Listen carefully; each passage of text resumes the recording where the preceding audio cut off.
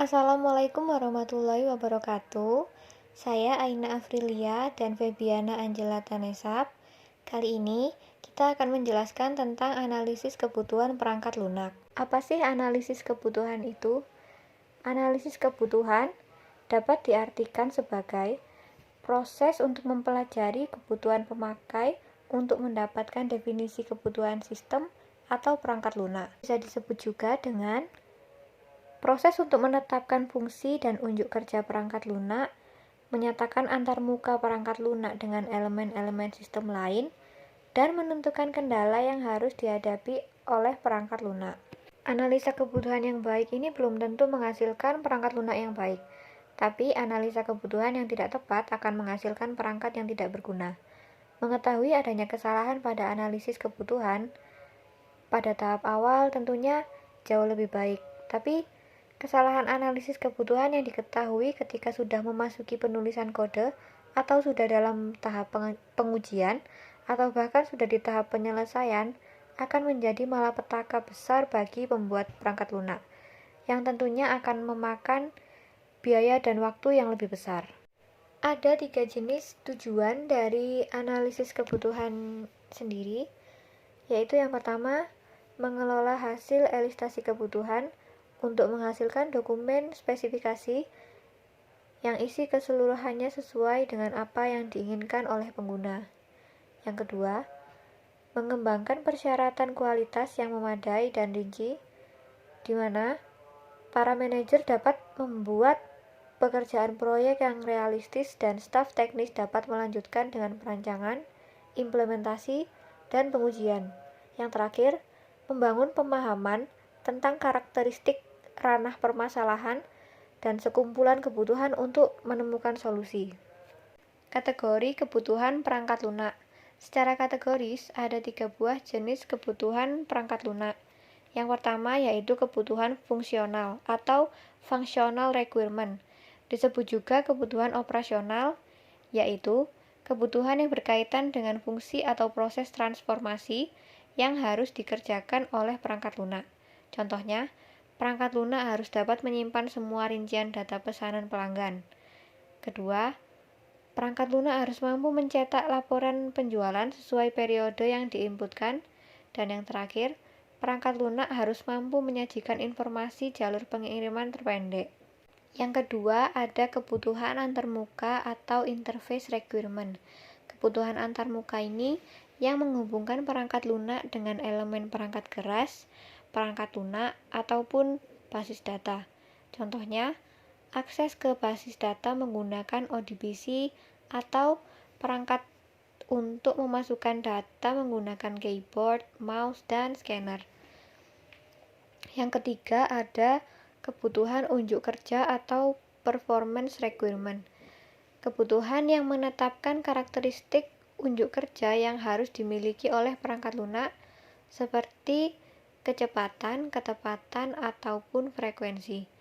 Contohnya, perangkat lunak harus mampu mengolah data sampai 1 juta record untuk setiap transaksi.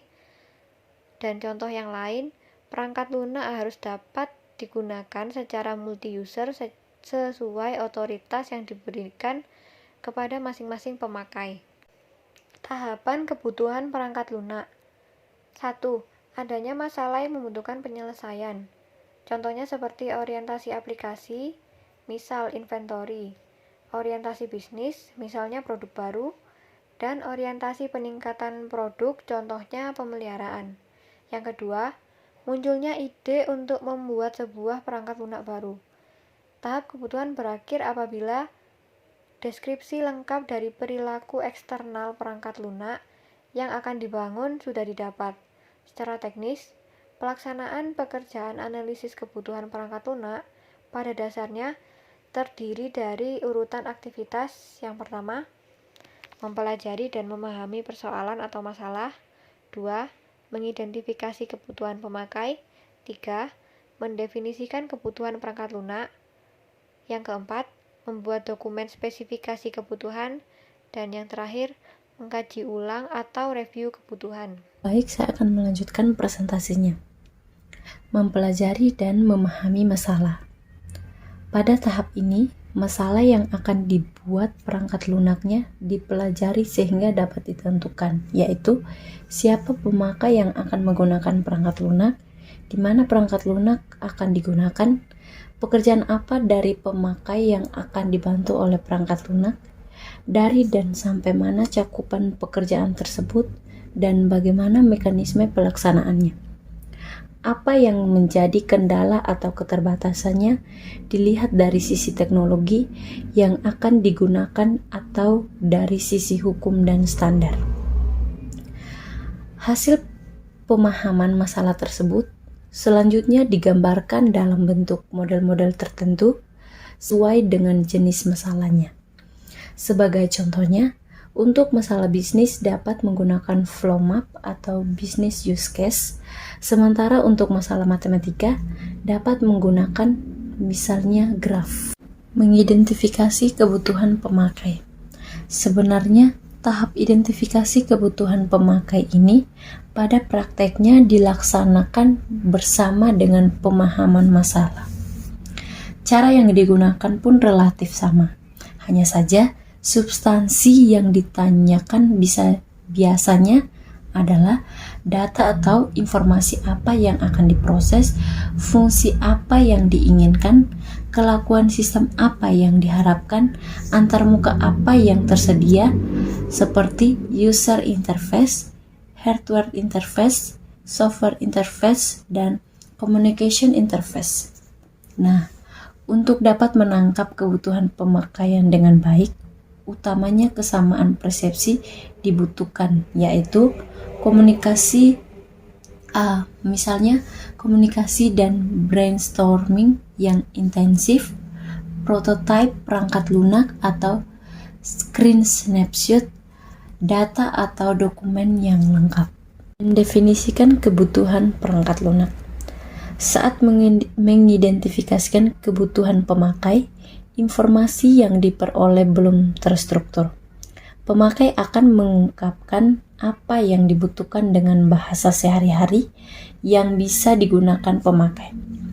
Pada tahap ini, kebutuhan pemakai yang belum terstruktur tersebut dianalisis, diklarifikasikan, dan diterjemahkan menjadi kebutuhan fungsional, antarmuka, dan untuk kerja perangkat lunak.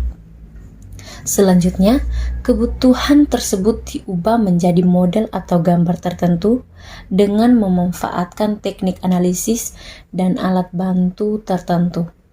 Sebagai gambaran, kebutuhan fungsional dapat dimodelkan dengan menggunakan data flow diagram atau DFD, kamus data, dan spesifik proses jika menggunakan teknik terstruktur, diagram use case dan skenario sistem jika menggunakan pendekatan objek.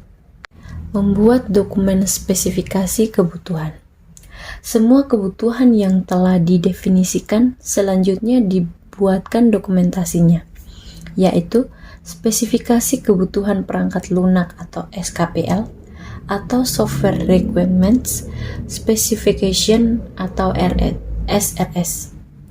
SKPL yang dibuat harus dapat menyatakan secara lengkap apa yang dapat dilakukan oleh perangkat lunak, termasuk mendeskripsi lengkap dari semua antarmuka yang digunakan. SKPL berdiri dari banyak dokumentasi yang saling melengkapi. Mengkaji ulang atau review kebutuhan. Proses untuk memeriksa atau validasi SKPL apakah sudah konsisten, lengkap, dan sesuai dengan apa yang diinginkan pemakai. Proses ini mungkin dilakukan lebih dari satu kali, dan seringkali muncul kebutuhan-kebutuhan baru dari pemakai. Untuk itu, diperlukan negosiasi antar pihak pengembangan dengan pemakai sesuai prinsip win-win solution, sampai kebutuhan tersebut dapat disepakati kedua belah pihak. Sekian dari hasil presentasi kami. Kurang lebihnya kami mohon maaf. Terima kasih.